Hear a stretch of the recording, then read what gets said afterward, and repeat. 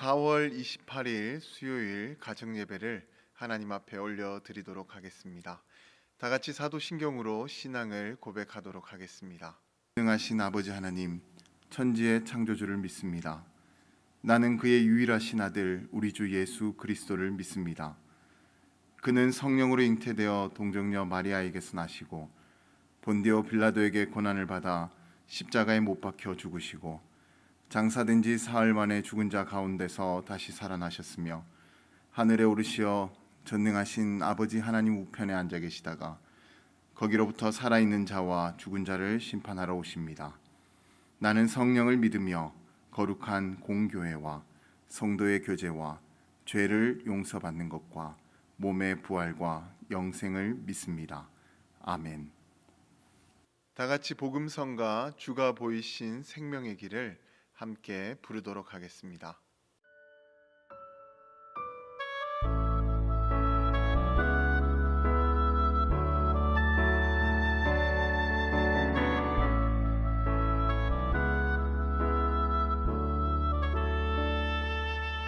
주가 보이신 생명의 길, 나 주님과 함께 상한 마음을 들이며 주님 앞에 나가리.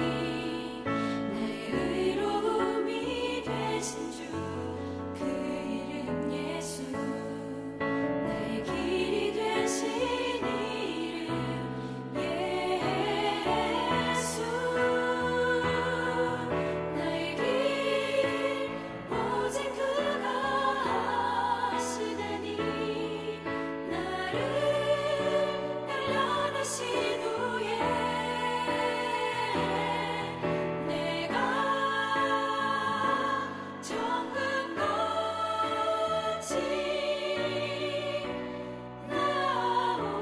나오리라.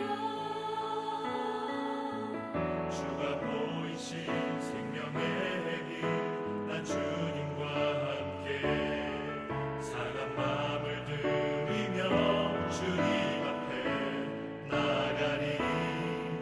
나의 의로움이 되신 주, 그 이름 예수. 나의 길이 되신 이름 예수.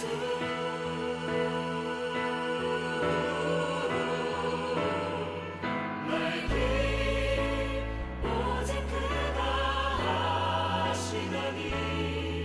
나를 단련하신 후에 내가 정금같이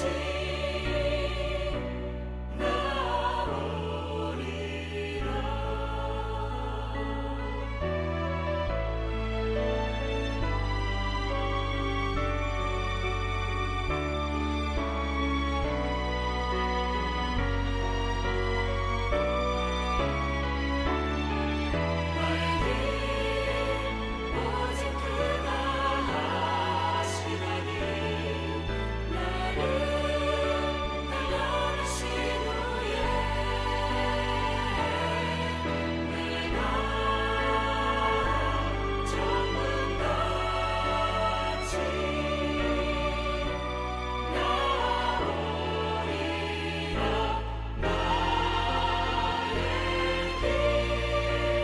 오직 그가 하시다니. 나를 단련하신 후에 내가 정금같이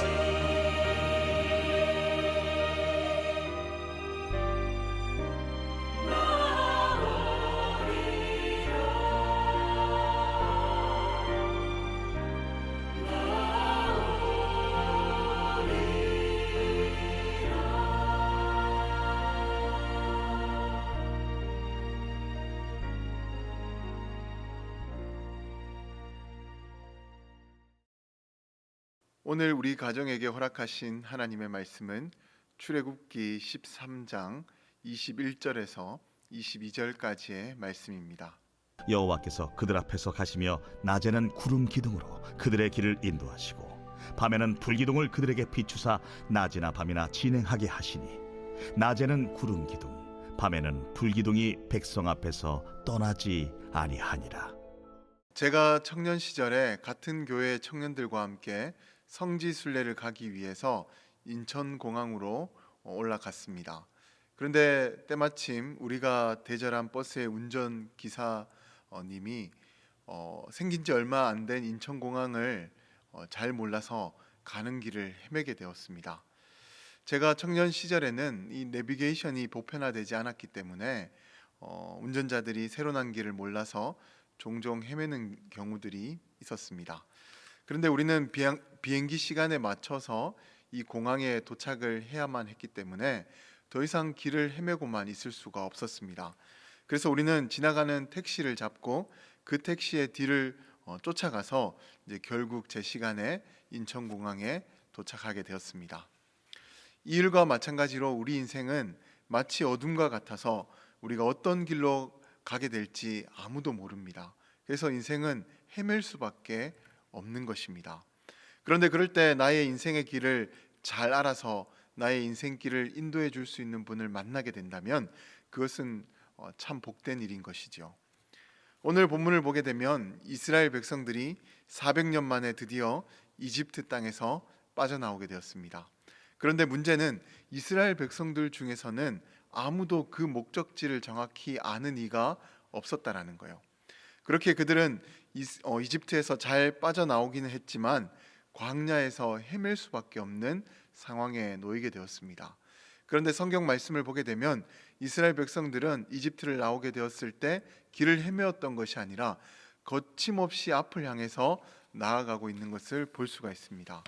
그들이 그럴 수 있었던 이유는 그들 앞에는 하나님께서 허락해 주신 구름 기둥과 불 기둥이 있어서 낮에는 구름 기둥이 뜨거운 햇볕을 막아주면서 그들을 인도해 주고 있었고 또 밤에는 불 기둥이 따뜻하게 그들을 인도해 주었기 때문에 그들은 거침없이 그렇게 앞으로 나아갈 수가 있었던 것입니다.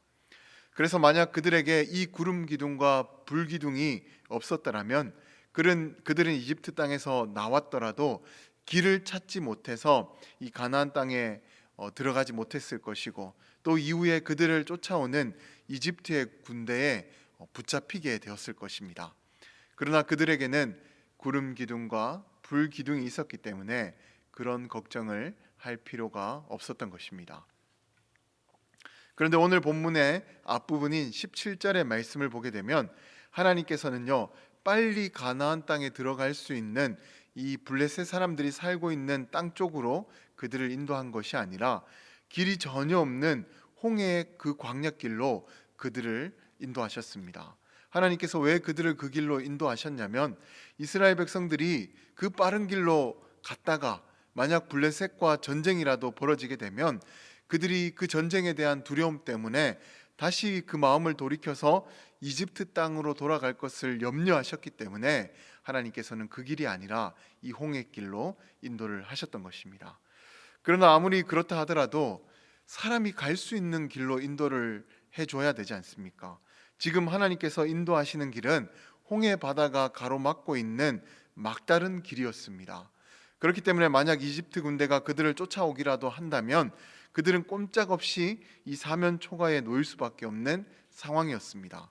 그리고 성경을 보게 되면 실제로 이 이스라엘 백성들은요 예상했던 것과 같이 홍해로 인해서 앞으로 나아가지 못하게 되었고 또 뒤에는 이집트 군대가 쫓아오는 그 상황을 마주하게 되었습니다. 그렇다면 하나님께서는 왜 이런 막다른 길로 앞으로 갈 수도 없고 또 뒤로도 돌아갈 수 없는 그 막다른 길로 그들을 인도하셨던 걸까요? 그것은 바로 이후에 홍해가 갈라지고 이집트의 군대가 그 바다에 숨을 대는 그 일들을 통해서 이스라엘 백성들이 하나님을 신뢰하고 앞으로 어떠한 길로 그들을 인도한다 할지라도 그들이 하나님을 신뢰하며 하나님만 따라갈 수 있도록 하기 위해서 이 이스라엘 백성들을 그 홍해 바다 앞으로 그 막다른 길로 인도를 해주셨던 것입니다. 이렇게 하나님께서는 누구보다도 우리의 인생길을 잘 아시고 우리를 더 좋은 길로 인도해 가시는 분이십니다. 그리고 그 길을 통해서 하나님을 신뢰하고 하나님을 향한 그 믿음이 더 깊어지기를 원하십니다. 그렇게 우리는 어떠한 길로 인도를 받는다 할지라도 하나님의 그 사랑과 그 은혜를 신뢰하면서 묵묵히 내게 보여진 그 길로 나아가야 하는 것입니다.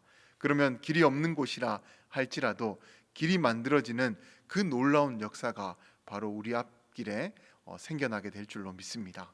아무쪼록 우리를 사랑하시는 하나님을 신뢰하면서 늘 하나님께서 보이시는 그 길로 나아갈 수 있는 우리 모두의 삶이 되시기를 주님의 이름으로 간절히 축원드립니다. 우리 시편 23편의 말씀을 우리 가족들과 함께 읽고 또 그 믿음을 결단해 보시기 바랍니다.